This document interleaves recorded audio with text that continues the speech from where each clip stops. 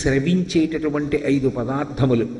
ఆవు పాలు తోడు పెట్టినప్పుడు వచ్చేటటువంటి పెరుగు, ఆ పెరుగు నుండి వచ్చినటువంటి నెయ్యి, గోవు యొక్క మూత్రము, గోవు యొక్క గోమయము అంటే గోవు యొక్క పేడ, ఈ 5టిని కలిపి సమంత్రకంగా నాలుక మీద ఉంచుతారు.